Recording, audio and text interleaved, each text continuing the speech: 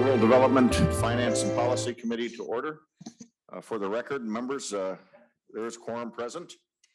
And so, members, we got 3 bills on the docket. And so with one of the bills being my bill, I'm going to turn it over to Vice Chair Dames, and I'll resume from the testimony table.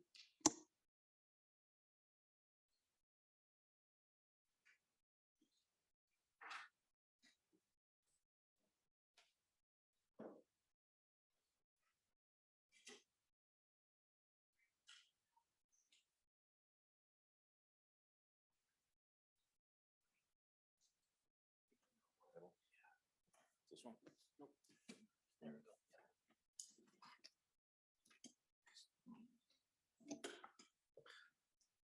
I'm ready, Mr. Chair. Yep. Okay.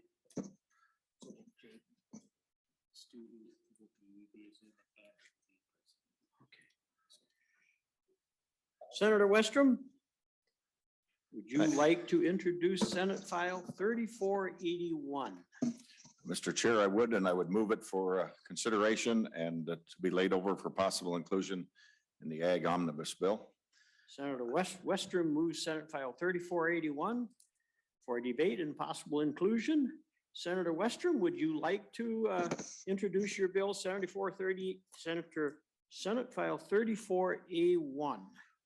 81, and there's no. I would, Mr. Chair, members, and I have a testifier, a few people that want to testify on this. One of them being an ag teacher from my district in West Central area, the school district where my children also go to school. But members, what this bill does is expands on the meat processing focus that we have led the way here in the Senate Ag Committee last year and prior years, but last year was a significant step forward in funding some new meat programs, meat cutting programs in the state of Minnesota. Some proposals brought forward by our colleagues and their constituents, some in our own districts. And so if you recall, we funded a new program at Staples Community College. It's also expanded into the community college in Wilmer. We have now 2 colleges that are going forward with meat cutting degrees to help deal with the labor shortage and the struggle that our small town meat markets and our butcher shops have in trying to find qualified, skilled labor to do that important job of cutting up meats and, of course, making sure it's available for the public.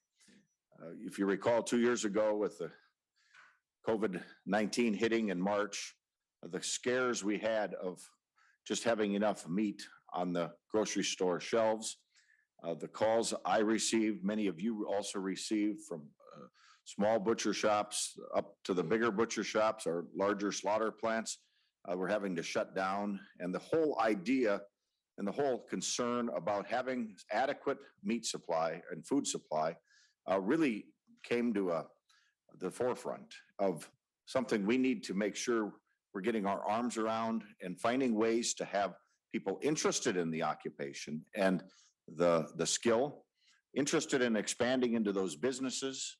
We look at a lot of niche businesses here in meat markets, meat cutting, specialty products, sausages, and other things.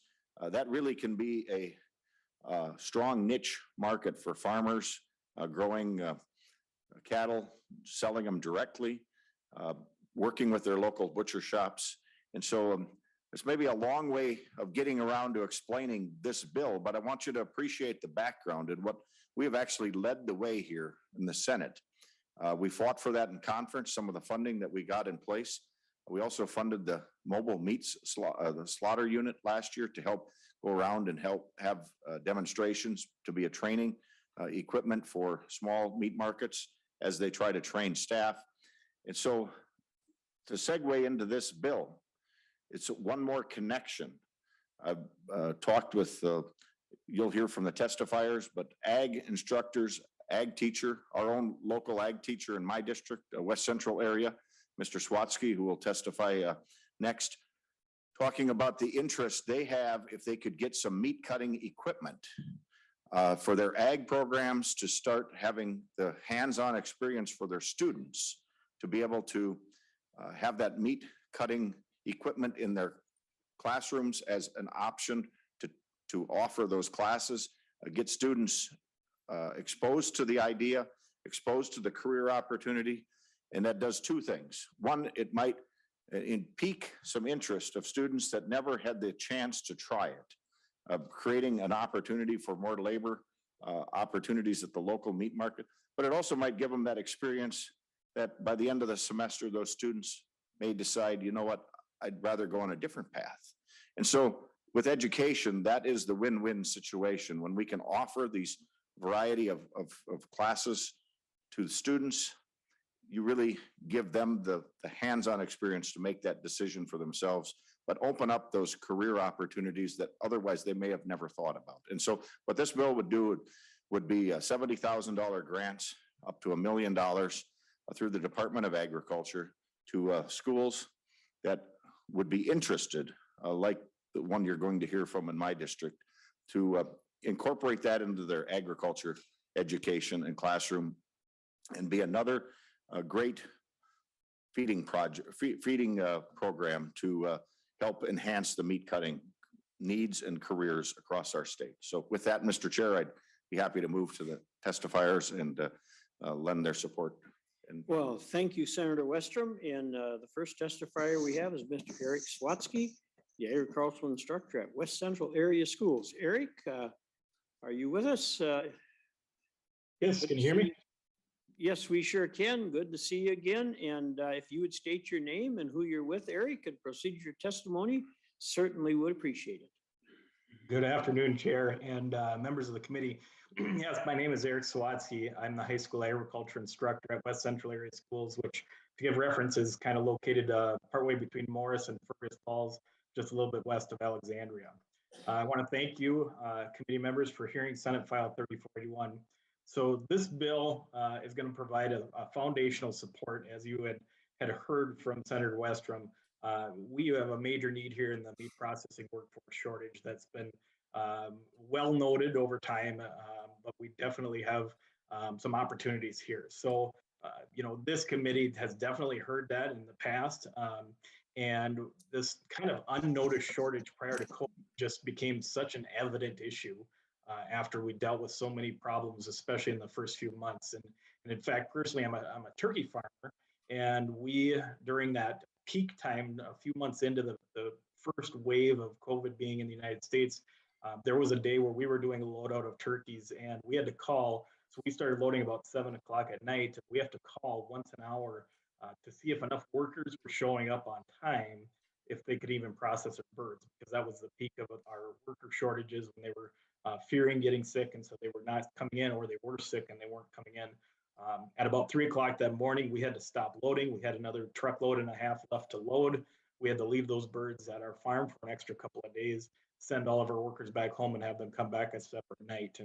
And although we solved that problem for that day, that was a problem that was extremely scary for any livestock producer, no matter what scale they are as a producer, to not have a market ready for them to be able to process is really a volatile situation. So as Senator Westrom said, there's a lot of steps that this committee has really done already, but I believe strongly that this is a very specific area where there's work that needs to be done to continue to work on addressing this workplace shortage or workforce shortage. So as an ag teacher, I enjoy helping students learn how to plant their first crop, read the fertilizer recommendation report, burn through welding rods, tear apart an engine and rebuild it and see it start again, and so much more. Each of those things that we do builds interest, potentially steers them to a student's future career path, or at least it lets them understand another part of the agricultural industry. Unfortunately, though, in the ag education world, meat processing has largely been missed. Yes, we've taught a lot of cut identification, quality and yield grading, but we've never really embraced teaching the actual process of being a butcher or being a meat processor. And that's what we're focusing on with this bill. If we're able to afford or able to address the workforce shortage head on, we got to start with a talent pool. And the bigger that talent pool can be, the better, because we know that we're going to lose some through attrition. We're going to lose many through different interests or whatever it might be. By providing schools with grants to purchase the startup equipment and to upgrade teaching labs to provide for safe food handling, we're going to be able to provide a one-time boost that is going to sustain for decades to come. I'm excited to hear about everything that's been going on with Ridgewater and Central Lakes College, especially the number of interested applicants that they're getting now that both programs are approved, from what I understand. It's really exciting to see that that number is really high. I want to make sure that we provide a pool of candidates that is sustained in a high number every year, not just a few years at the very beginning here, and hopefully we don't see a trail off, because we'll be there to feed those two programs. And I think these grants are going to help to put the meat processing experience into the worlds of thousands of students across the state. This type of educational experience is really unique, and the lab space that's required is really unique compared to what high schools are typically putting together for career and tech ed programs. So we have to kind of think about that with this grant. So what we'll do is provide an opportunity now with these funds is to let instructors design the curriculum around kind of their focus area within meat processing. Some might be interested in wild game processing. Some might be interested in the introductory level of becoming a butcher and owning your own butcher shop. And they might need different types of facilities, equipment, and whatnot. And these grants can pay for those types of things.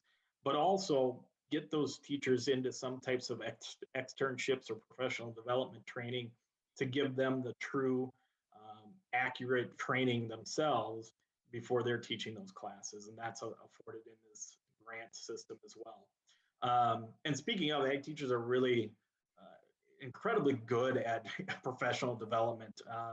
Training like these, we take these very, very seriously. I'll just list off, I wrote these down. In the summer of 2022 alone, through a grant through the Minnesota Agricultural Education Leadership Council, ag teachers are going to be enrolling in 2-day intensive trainings in a wide variety of specific career-related areas: landscaping, electricity, food science, ag economics, welding, veterinary science, and basic construction.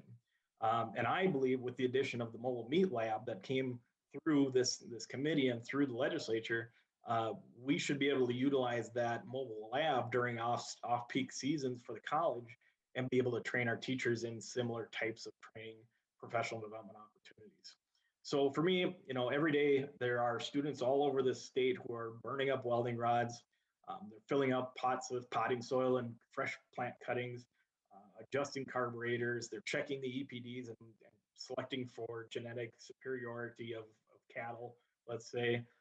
But I can't wait for the day when students are also watching somebody demonstrate all the different parts from the front to the rear of the loin of the animal and how they make different cuts of steak, and then turn around and make those cuts themselves and get that practice, and then decide if that's an experience that they enjoy, and then maybe that's that feeder for them to then choose to go on to CLC or go on to Ridgewater College and potentially follow into a career path with that. So I really do believe that this bill, if it is funded, we will be able to look at it 10 to 20 years from now. We'll have, hopefully hundreds of butchers and meat processors that'll be able to go back and say that, it was my career tech ed class, it was my agriculture class with that really cool meat processing lab that got me interested in this career path. And so I'm really excited for it.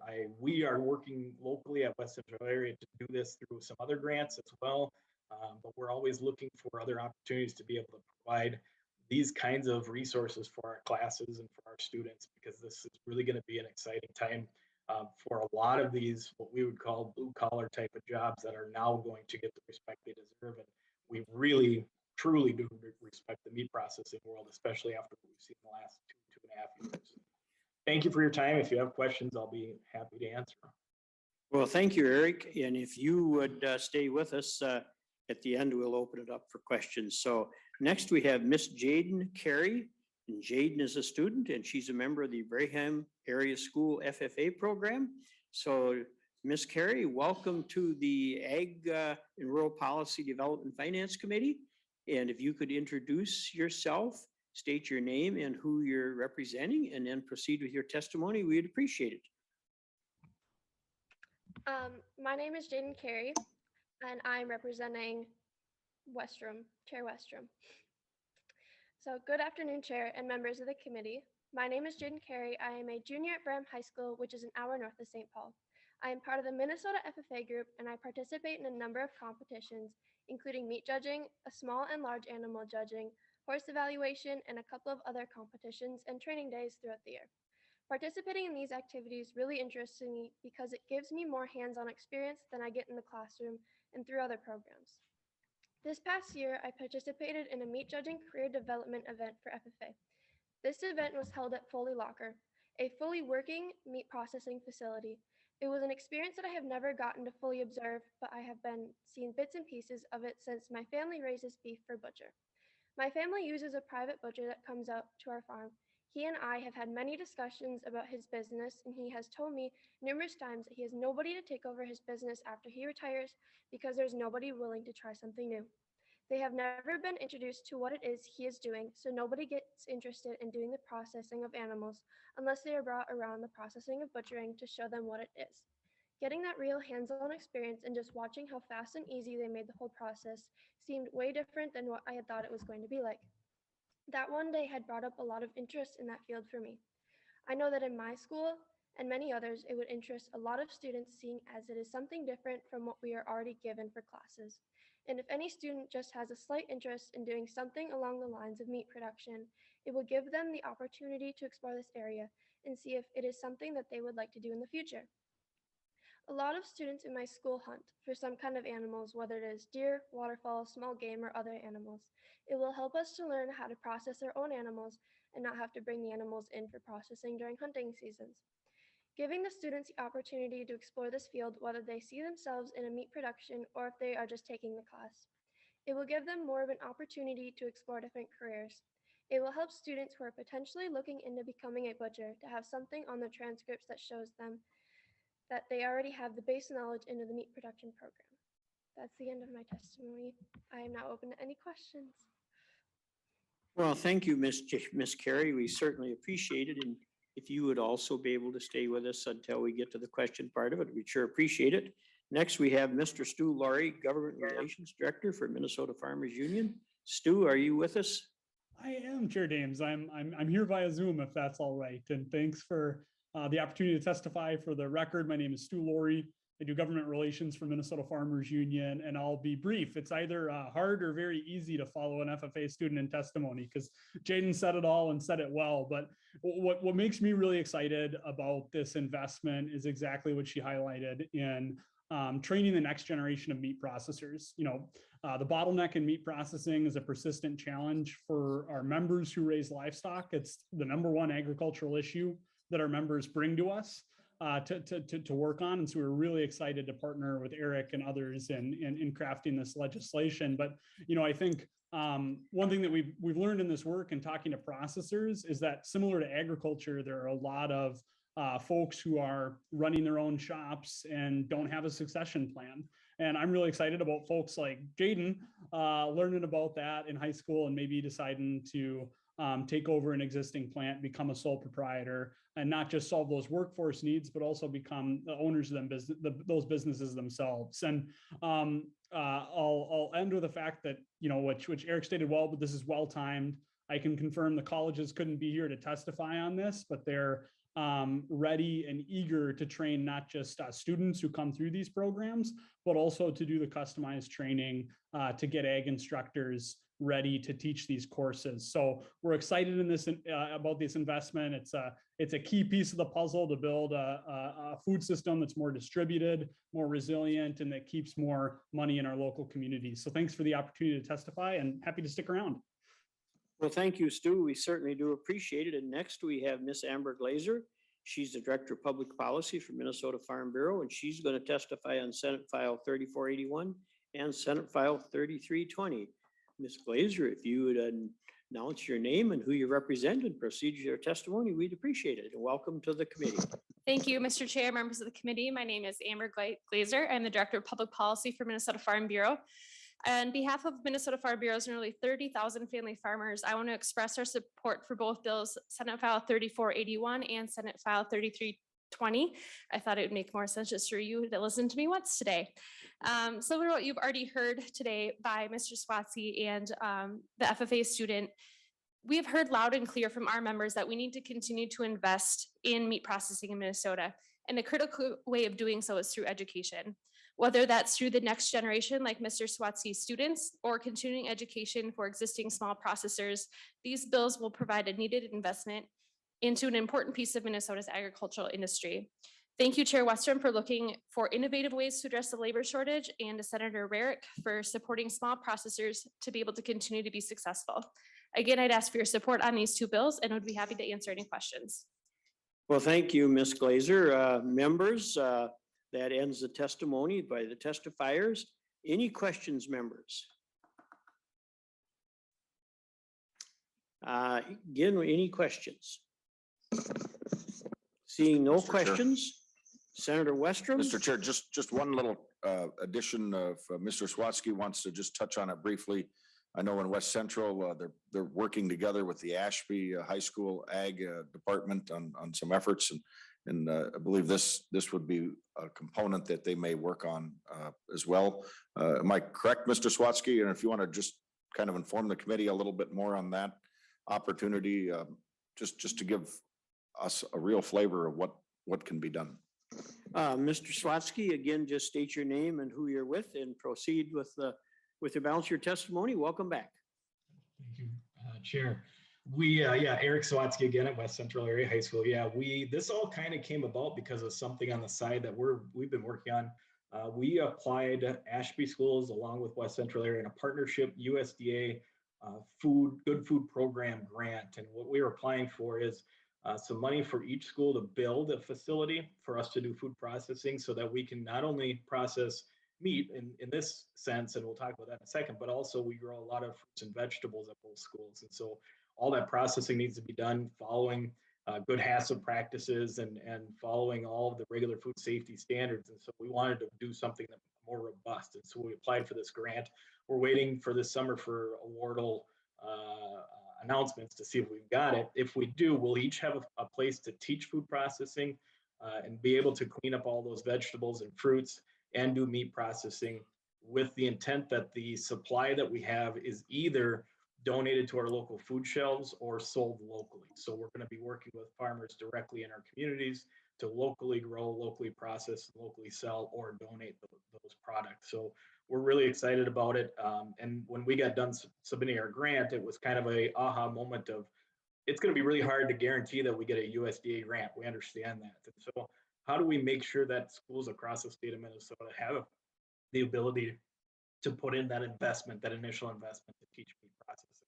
And that's where kind of the thought process has led to this bill, because we really don't need to have a massive USDA grant for every school. We need small to medium-sized grants to start that, to kickstart that first process of getting stainless steel sinks and tables, getting those sets of class knives, getting the storage facilities, maybe putting in a walk-in freezer. Just depends on each school's setup. So that's kind of where this has all led from originally, was this partnership with Ashby. And regardless of whether or not we get that grant, I know the community is behind us. These farmers in this area are going to pay for something. They will step up and they will donate to make us a processing lab. I could be very confident in my communities, because they've loved every bit of what we're doing with the locally grown and locally supported movement. And so I'm hopeful it comes from USDA, but I know it'll come from other sources. But I just want this to be bigger than that, bigger than just our community. It belongs across the state. Well, thank you, Mr. Swatsky. One more time, members, any questions or any further discussion? Seeing none, Senator Westrom, Senate File 3481 will be laid over for possible inclusion. Next, we have Senate File 3320, Senator Rarick.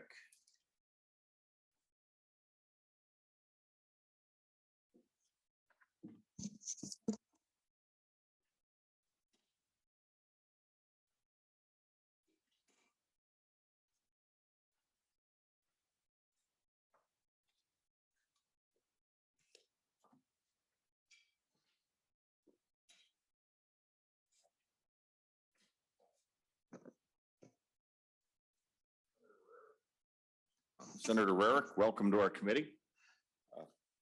You have an A1 amendment, technical amendments, Senator Rarick? Correct, Mr. Chair. Why don't we move the A1 amendment? Chair will move the A1 amendment to get the bill in the shape the author wants. Members, any questions on the A1 amendment? Well, first of all, let me move the bill. Okay, the chair will move Senate File 3320 for a discussion and possible inclusion in an omnibus finance bill. Now the chair will move the A1 amendment. Any discussion to the A1 amendment? Senator Rarick, briefly, what's the A1 amendment change, and then we'll vote on it. Thank you, Mr. Chair, and it is some language for the agency to be able to administer it more quickly because it is one-time spending. Very good. Very good. On the A1 amendment, all those in favor say aye. Aye. Opposed, same sign. Motion prevails. To the bill as amended, Senator Rarick. Thank you. Tell us about your bill. Thank you, Mr. Chair, and members, we have another bill in front of you dealing with meat processing. And I think many of us heard about the issues when we had the meat packing plants shut down because of COVID. People were trying to even give away animals that were coming up through the process, but folks did not have an ability to get that processed. So that is one need that we were looking at, but I think even more so, members, this is for our small ag producers. I was at an event put on by Extension Services a few years ago, which they told us that the number one issue facing farmers is the ability to have their product processed. And this is one of those, especially as we have these emerging markets in organics and the small, trying to, raise, especially around beef or hogs or chickens, and be able to let them roam.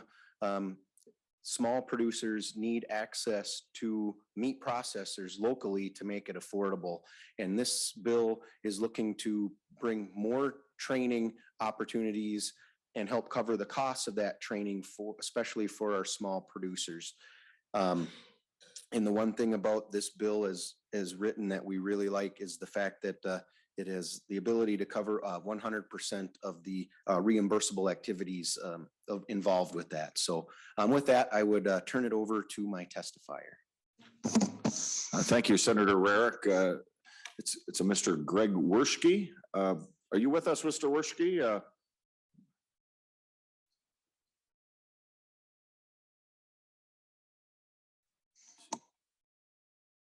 Okay, Mr. Werschke, we aren't hearing you, so we need to have you on mute if you can.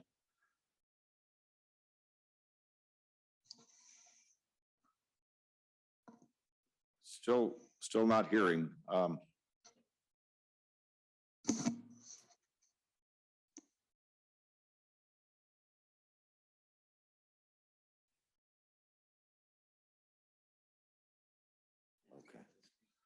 I'm back. I'm sorry. There you go. Now we've got you. Sorry, Mr. Chairman and committee.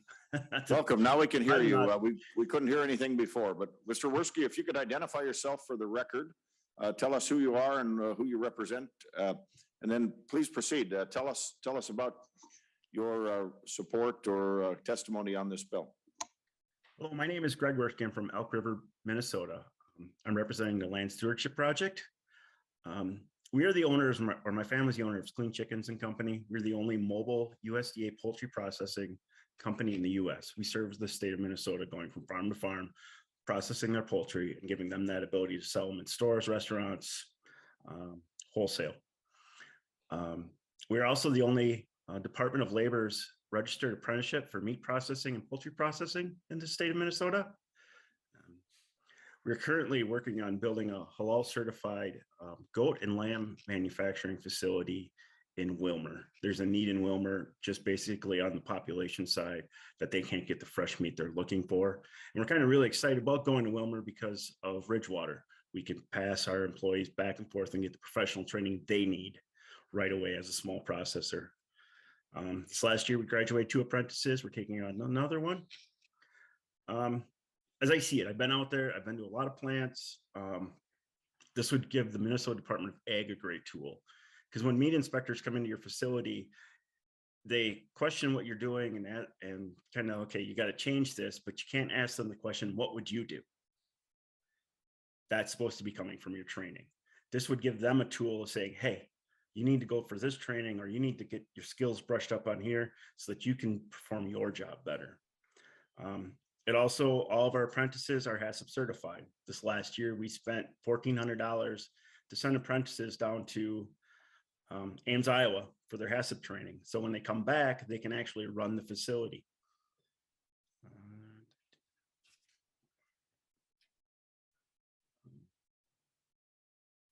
They're just, I'm going to go through it. My issue was with training and getting a meat processing facility inspected in the state of Minnesota. So initially I called the U of M, the HACCP coordinator. They passed me off to the extension. The extension passed me back off to the U of M, and I ended up calling the University of Wisconsin to get the answer that I just needed, just one little answer. To get a HACCP training, I had to take one online from North Carolina, so I didn't have that in-person training that I needed.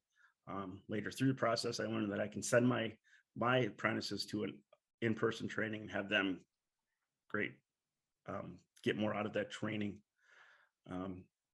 Department of Ag has been excellent with us, and so has the USDA. Talking to Levi a lot of times when we were talking about just simple little issues, has great advice there, but I don't think he has time to train every processor. In addition, we hired We Are Food Safe, and they're a consultant company that helps us with our HACCP regulations and that ability to kind of walk us out of those when we're not trained up to answer those questions.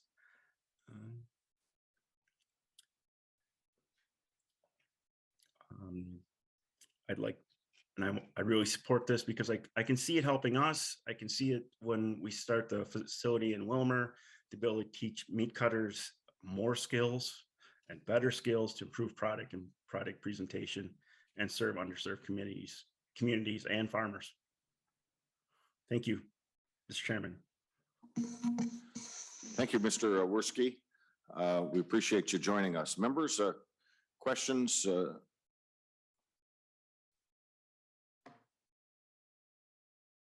Senator Rarick, I don't believe you have any other testifiers. Is that right?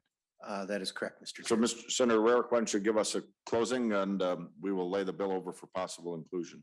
Yeah, thank you, Mr. Chair and members. And, I appreciate you hearing the bill. It has broad support. As earlier, the testifier from Farm Bureau on the other bill mentioned their support for this.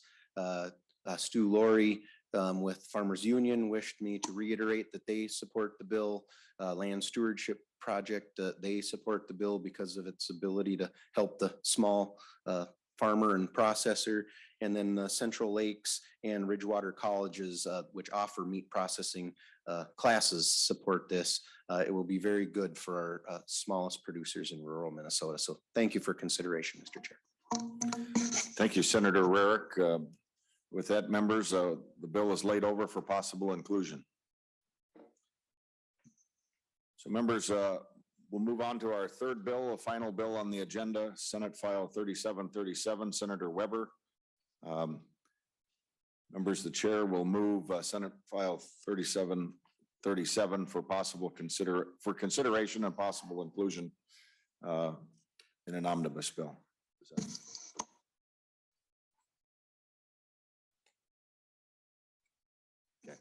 Senator Weber, I understand we have an A1 amendment. That is correct, Mr. Chairman. There is a technical amendment. So to the motion, we'll move the Senator Goggin. You want to move the A1 amendment?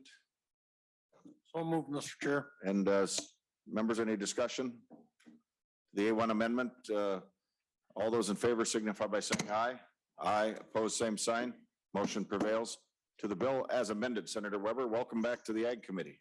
Thank you, Chair Westrom. It's good to be here today, and members, I'm pleased to bring you Senate File 3737. It's an Ag Best Management Practices Grant Program to support soil health practices on the farm. In short, what this bill does, it establishes a cost share program through the MDA that distributes funds directly to farmers or service providers to implement a wide array of practices under the program with a framework for MDA to distribute grants that are geographically fair across different farm types, practice types, and accounts for financial leverage opportunities.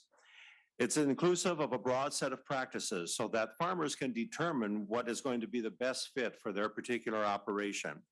It sets up a stakeholder process by which they can develop a soil health plan for the state, including 5 and 10-year goals for soil health implementation to benchmark where we are as a state and identify what is feasible. And finally, the bill includes funding at $5 million per year. Mr. Chair, we have a couple of presenters that are going to testify on behalf of the bill. Mr. Brian Bigler, President of Minnesota Corn Growers, and Grant Breitkreitz, President of the Minnesota State Cattlemen's Association. I believe they're going to be participating remotely. Very good. Thank you, Senator Weber. Mr. Bigler, are you with us? Identify yourself for the record. Welcome to our committee, and you may proceed. Yes, thank you, Mr. Chair and members of the committee. My name is Brian Bigler. Currently serve as the president of the Minnesota Corn Growers Association. MCGA has nearly 6,500 members, but we represent all of Minnesota's 24,000 corn farmers through our research and education efforts. I farm with my family outside of Lake Wilson in Murray County, and we raise corn and soybeans, and I work with local farmers on implementing cover crops and conservation tillage practices on their farms. On behalf of the Minnesota Corn Growers Association, thank you for the opportunity to testify on this file. Soil health is important to the Minnesota farmers and provides many other benefits for air and water in addition to the crop yield and farming costs. The Minnesota Corn Growers Association has been conducting various research programs for several years, providing farmers the tools they need to manage resources while improving profitability. One of those programs we have had is that our innovation grant program. We started this program for farmers with conservation ideas to apply for grants to test ideas that they have on their farms on a limited scale and for workability and potential to help other farmers address identical challenges in their farms. The program has invested over $580,000 in 57 farmer-led research projects, bringing novel solutions to nutrient loss on their farms. Interested farmers face barriers to implementing soil health, but there is great interest and an opportunity to scale up soil health practices. I started changing from conventional till over to strip till, which is just doing an 8-inch strip and applying fertilizer in that strip, in that band, and every 30 inches, and also no tilling about 10 years ago. And shortly after that, I started implementing cover crops in my own farm. Doing so has not been without its challenges. With conventional tillage, the equipment is fairly universal, but with minimum till, it can be more specialized. So either you're hiring someone to do it for you until you see what works best for you on your ground, or making a large purchase for a machine and hoping it's the right one for your operation. There can be cost savings to these practices, but there also is a risk of financial hit at first if these practices are not done right. When I first started doing the conservation practices on my farm, there were a lot of doubters in the area, but over time, they have started asking me questions about it as they have seen that I have not quit yet, and they have seen how well it has been working on my farm. I've learned a lot over the years, but I am always looking to refine what I am doing. Benefits we see from this file that would assist Minnesota farmers when considering these new practices would be practice adoption would be voluntary, inclusive of a broad set of practices so that farmers can determine what is going to be the best fit for their operation and their soil, and provides cost share and other types of financial assistance. Financial assistance would not just be limited to traditional cost share, but could also include some down payments on equipment, purchases for subscriptions or of equipment technology or for precision ag, or low interest loans, and purchase of seed and amendments or technical assistance for conservation plans. Since I've been working to implement some of these practices on my own farm, I've learned it's important to have a diverse set of practices for farmers to choose from. If programs are made as a one-size-fits-all, such as just cover crops or tillage, it can turn farmers off from trying to implement something new, as each operation is different and they need a suite of options for them to try. I also see this proposed new program at the Minnesota Department of Agriculture as a good complement to the existing programs such as Ag BMP loan program or the Minnesota Ag Water Quality Certification program. This new proposed program is not duplicative of these efforts and instead provides an opportunity to fill in a gap in assistance that is currently not available in programs such as financial assistance for equipment.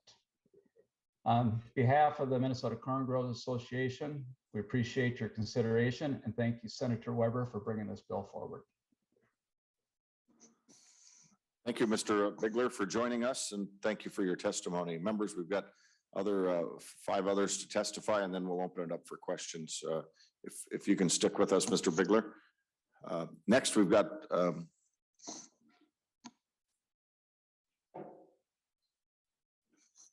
Grant Brightkreutz. I might have butchered that last part, so I apologize, but from the Cattlemen's, Grant, are you with us? Please identify yourself for the record and you may proceed.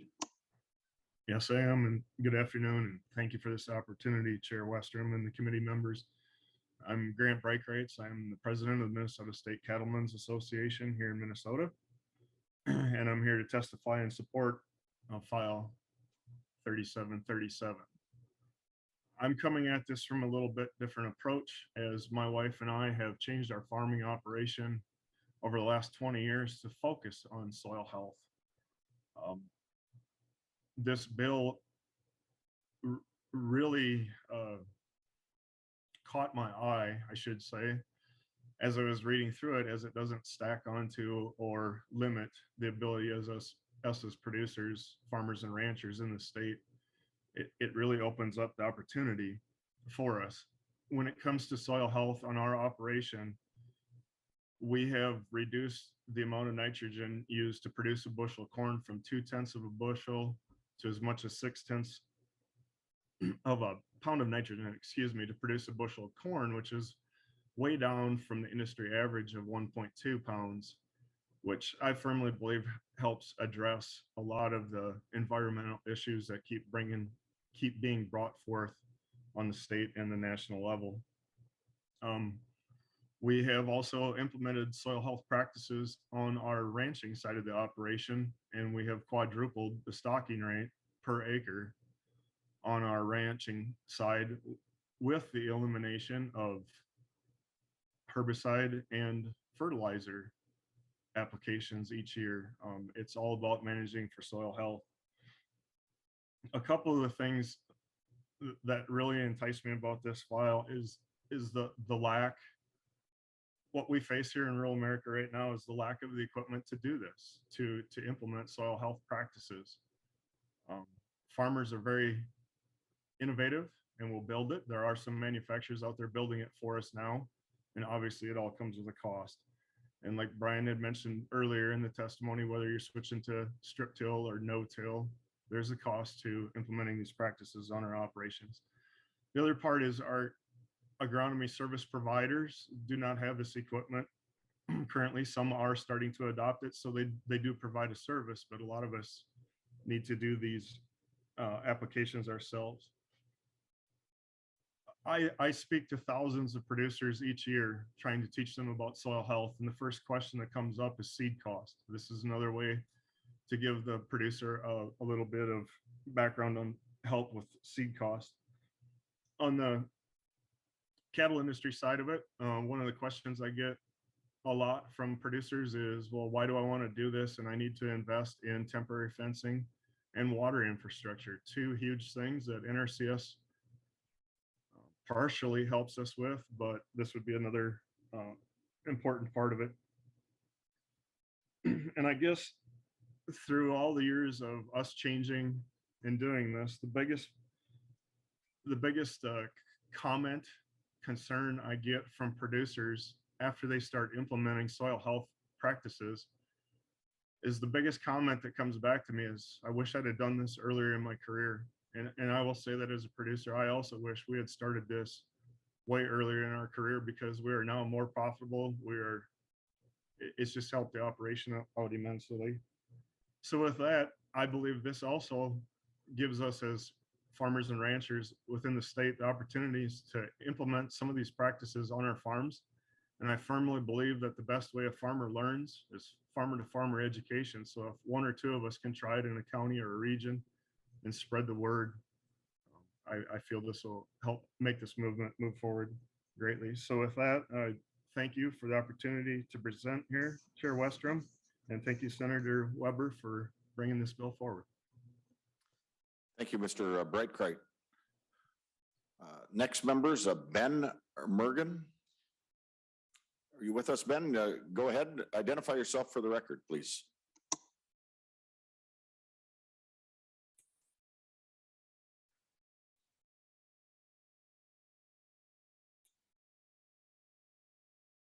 Am I coming through? Now you are. You were not, but now you are, Ben. Identify yourself for the record. Welcome. All right, thank you. Yes, my name is Ben Mergen. I'm a farmer and soil business owner. And Ben, if you could just get a little closer, it might come through a little louder. I'm not sure which one. I think it's all in one. So I got to move the camera a little closer then. Okay. It's coming through, so go ahead. Okay, did you get, my name is Ben Mergen. I am a farmer and soil health business owner in central Minnesota, Stearns County, and I'm here in support of SF 3737. The two guys in front of me did a nice job. I won't take much of your time. I switched from conventional to conservation tillage about 5 years ago. I'm still in the transition. And one of the things I had to do is I bought a couple pieces of equipment to help me out. And on one of those larger ones, a strip till machine, I was lucky enough to get some assistance in buying it, a cost share program. Otherwise, that may have been out of reach for what I wanted to do. There is not a custom strip till operation in my area where I could have hired to have it done. So I'm kind of going out on a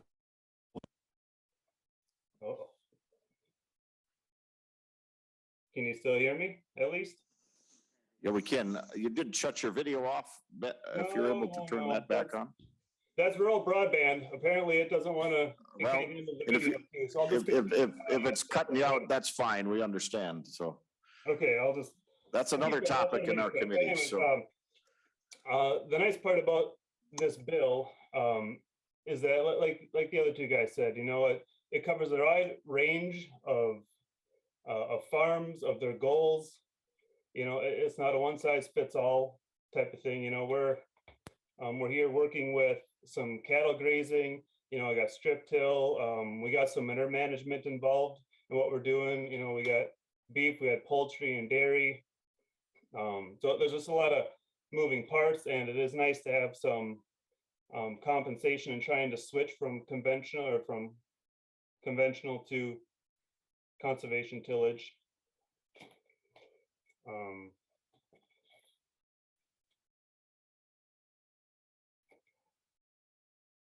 Yeah, I think the other guys hit on the other parts. I'll probably jump off here before I lose audio as well. But it looks like a solid bill. Should be a great help to a lot of farms across the state. Thank you for your time. Thank you. Thank you, Ben. And I didn't catch, what area do you farm in? Stearns County, central Minnesota, right? Just south of Albany. Very good. Thank you. You're welcome. Members, next we have Amber Glazer from the Farm Bureau. Amber?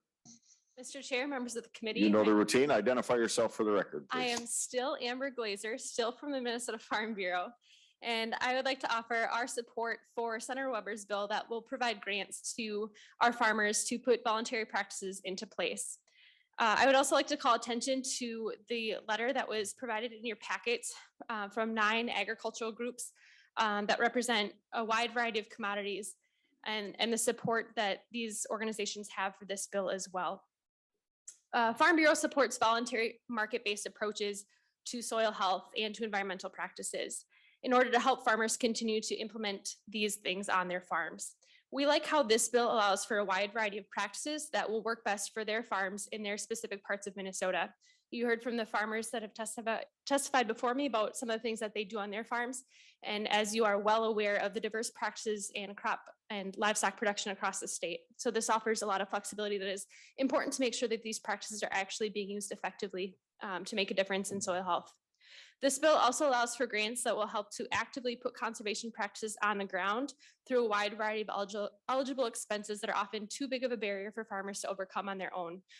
Things like the technical support, the equipment, other things outside of some of those things that we typically look for in grant programs. This is incredibly helpful as some of those expenses can be large, especially as you're taking some of those risks. Like Grant mentioned of, trying to be kind of a leader in your area and the peer-to-peer influence. Some of those barriers are often too large to overcome on your own.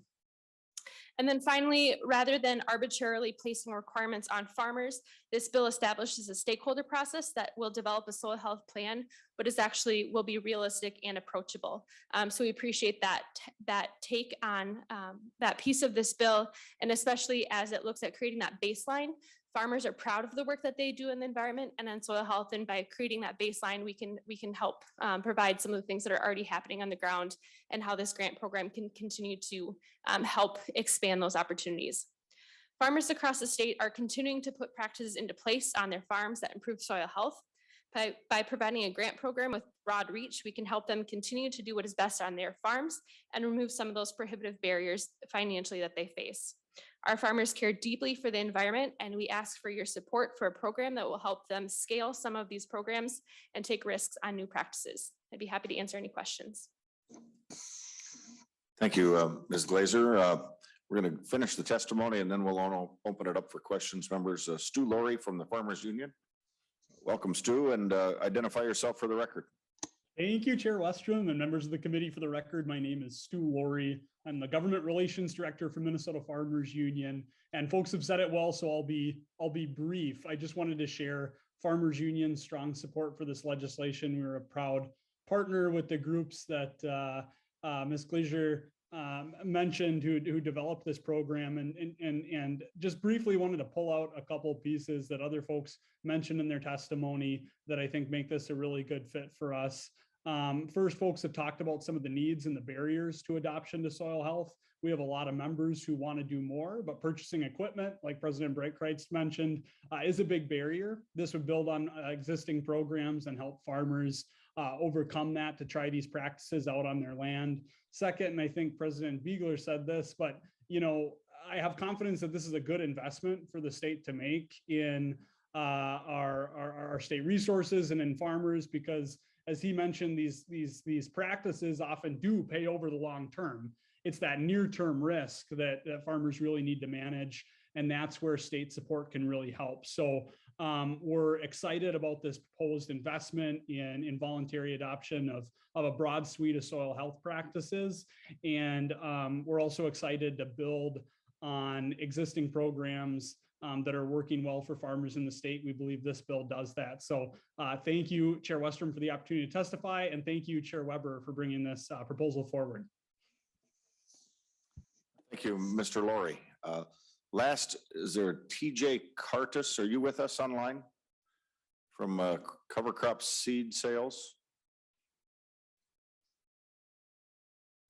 Don't think he's with us right now, members. So TJ, if you're there, just jump in.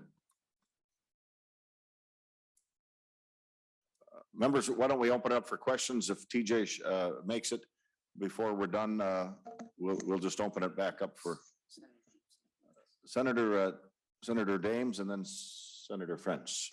Well, thank you, Mr. Chair. And I don't have a question, just a comment. Certainly want to thank Senator Weber for bringing this bill and for all the testifiers for what they're doing in order to promote soil health. I just want to give a shout out to Grant and Don Breitkreitz. They've been working on soil health for over 20 years, and they've done a lot of research. They've done a lot of different tests and things like that. And if you want to see a farm that's really practicing this, theirs is one. And every once in a while, they do have a soil health program out at their farm. And so just want to thank them for all that work along with the other people. And it's very important, I think, for the future of agriculture to be looking at soil health and different options and opportunities. So thank you, folks. Senator Friends. Thank you very much, Mr. Chair, and thank you, Senator Weber. We've had a lot of bills come through this committee. This really looks like one of the very best. The testifiers are telling us what we already know, which is that if we can provide opportunities to try some of these best management practices, it's going to work out in most of those cases.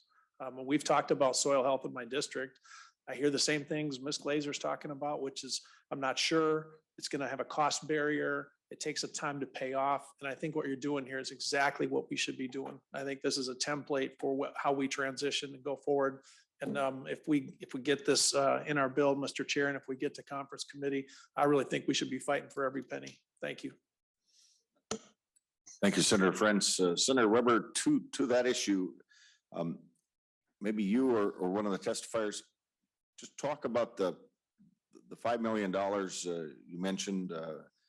How do you envision those incentives to work? If you can just walk through that kind of that concept a little bit more. Well, Mr. Chairman, what I envision happening here is as the grant program is established, obviously the Department of Ag will be developing the guidelines under which those grants are made. However, what we're looking at is a question not only of practices, but so many times there's equipment that is necessary to implement those practices. And I think that's where it talks about the ability to financially leverage this. And one of the testifiers mentioned, for example, he wished he had started earlier. However, when you're a young farmer starting out, there are plenty of expenses that have to be paid, and you're worried about covering the basics at that point in time, getting equipment purchased, et cetera, let alone going out and getting the specialty equipment that you need to implement many of these practices.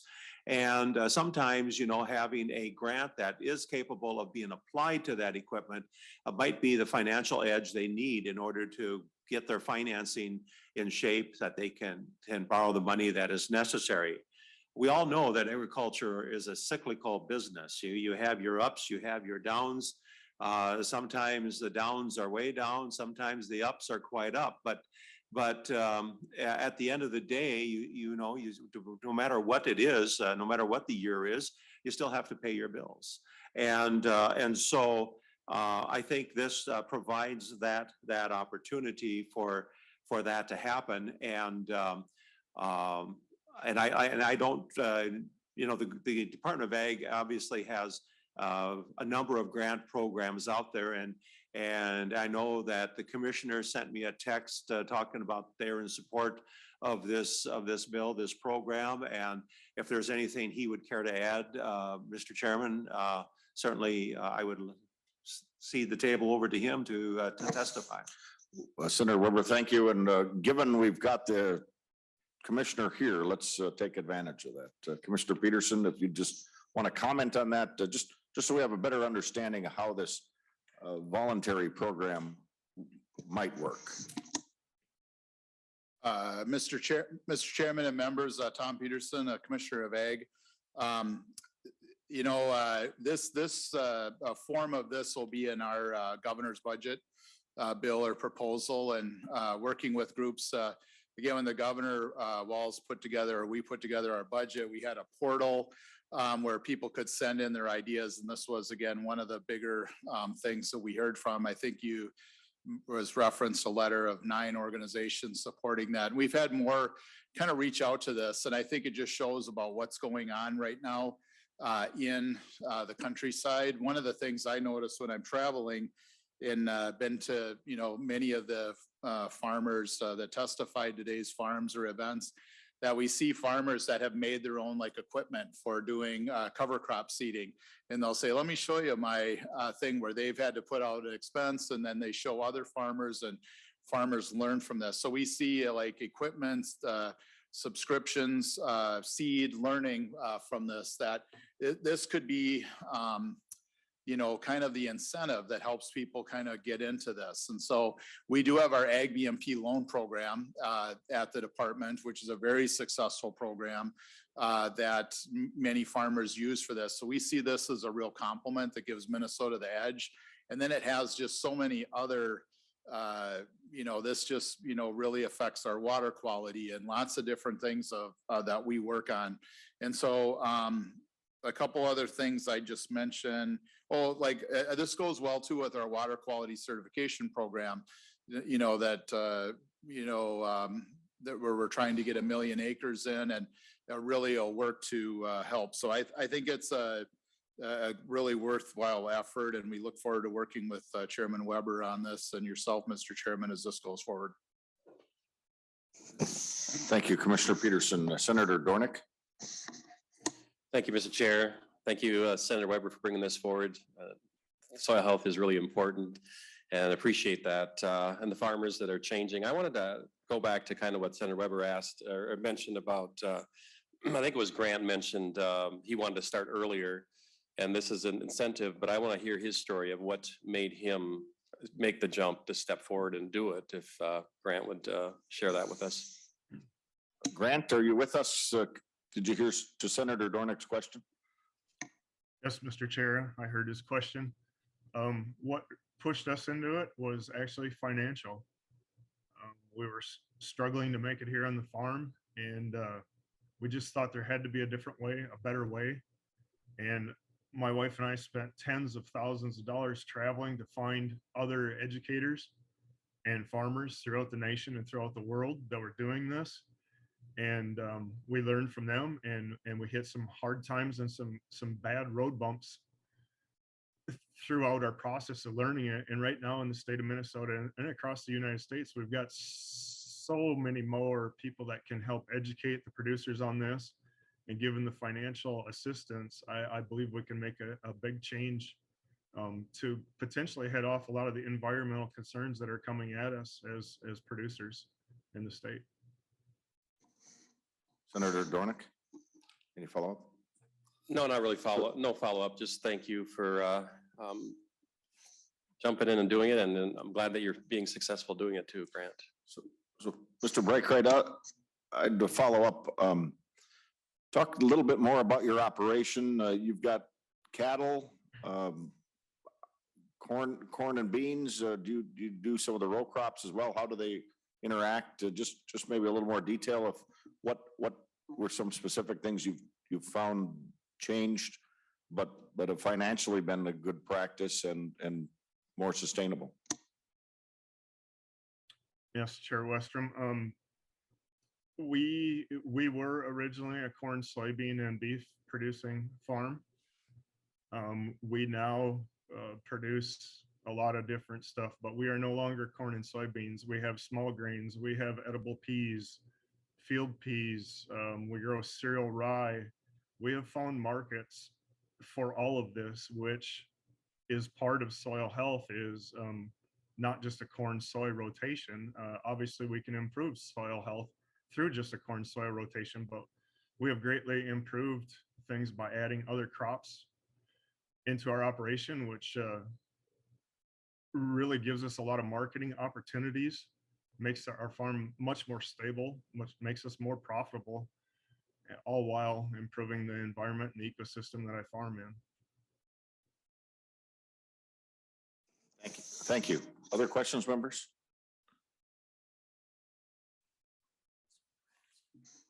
Senator Anderson. Thank you, Mr. Chair. Just wondering, looking at the bill, Senator Weber, and I've had gentlemen in my district call me about help with dealing with manure. And he was suggesting that he would like to see more farmers with biodigesters to utilize the manure from their cattle. And I'm just wondering if this would be part of the manure management, or if would that come in a different category in another situation. Maybe the commissioner's got something to add, but to you, Senator Weber, I'm just wondering if that has any effect. Senator Weber and Senator Anderson, are you wondering if maybe some of the equipment that would be used for that could be part of the incentives? Right. Senator Weber? Thank you, Mr. Chair and Senator Anderson. I would direct your attention to lines 2.15 through 2.17, where it talks about increasing the quantity of organic carbon in soil through practices, including but not limited to reduced tillage, cover cropping, manure management, precision agriculture, crop rotations, and changes in grazing management. I would think somewhere in there, Senator Anderson, that you know that item would fit. Exactly how, you know, I don't know for sure, but certainly it would come into play there. Obviously, when we talk about manure management, we're also going to, you know, the MPCA is involved. And if you go on to lines 2.19 to 2.2, you'll see a reduced nitrous oxide and methane emissions through changes to livestock, soil management, and nutrient optimization. So certainly, I would think that at some point that should, there again, we don't have all the rules in there, but it certainly sounds like it could qualify. Senator Anderson?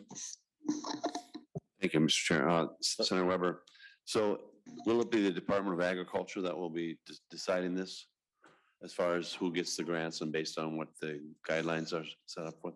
That is what the legislation calls for, Mr. Chairman, Senator Anderson. Very good. Thank you.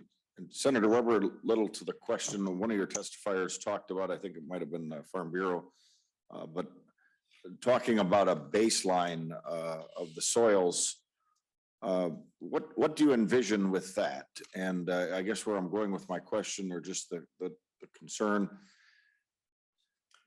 do we establish a baseline, and as long as the baseline is stable or improving,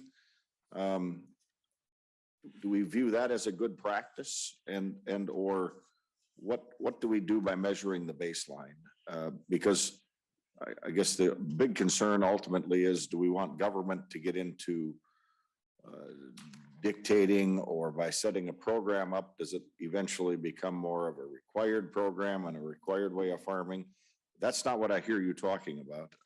That might be my concern about government creep, but what do we do with that baseline that we talked about, and just how would that be a good thing to start measuring, so we actually know when soil health is improving? Thank you, Mr. Chairman. Basically, what the program is designed to do is to set up a program through the University of Minnesota whereby they have actual farmers participating in that, so they can measure how their soil health is changing and hopefully improving by the practices that they implement. You know, by providing that information to the farming community, what you have is I think a basis to encourage the farming community, or more farmers in that community, to adopt similar practices. You know, if you think back a number of years ago when the Ag Extension Agency was getting going, that was, and actually even our farm organizations, when we talk about the Farm Bureau, Farmers Union, it was to actually talk about practices that they could implement at that point in time to improve not only their production, but their operations. You know, and quite frankly, this is where the information in developing these guidelines should come from, and that is the farming community itself. You may recall last year when the MPCA was proposing their solid manure management rules, I was somewhat in disagreement with them. But because basically what you have is that, as you indicated, a government agency sort of putting their fingers into operations by which they don't really know all that much. And so by the farmers being involved in this, I believe that we have an opportunity to develop reasonable measurements by which farmers can look at their own operation, do the soil tests that they need to do, and determine for themselves that, yes, I have a healthy soil, I don't have a healthy soil. And quite frankly, that is going to become more of an economic factor for our farming community as well. in my particular area, and I'm sure that's true in most of our ag areas of the state, we are seeing nitrogen go from $750 a ton to $1,500 a ton. We're seeing all elements of the fertilizer market going up in price. We're seeing chemicals raise substantially. One of the things we don't really talk about very much is the fact that over the years, I was on a tour many years before I was in the state Senate of the DuPont Chemical Corporation out in Delaware. And they talked about the fact that they had cut so many of these different types of chemicals down in terms of their usage, where they used to be talking about pounds per acre, they were now talking about tenths of ounces per acre in order to accomplish the same type of weed control, for example. And so the industries themselves, whether we're talking fertilizer, seed, chemical, the farming industry as a whole has been working very hard for many years to reduce its impact on the environment around it. We see our livestock groups continually working through better sources of manure management and application. But probably what we're lacking is some type of a centralized system by which they can take their results and compare them to what has been developed through the university system. And one of the reasons to have the university, and it is quite frankly to have a bit of a buffer between the operator and government. And so I believe that this would allow for that type of system to develop, to be actually followed and embraced by the farming community. I think would be much more successful than the top-down manner in which government typically approaches these problems. Very good. Thank you, Senator Weber. Members, any other questions?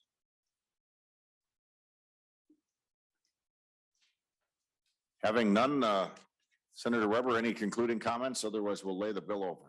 I think the questions allowed me to make my concluding comments, Mr. Chairman. I think so. And good input at that, Senator Weber. We appreciate that. To all your testifiers, thank you for taking time to join us and share on this bill as well. Members, that concludes our business for today. This meeting is adjourned.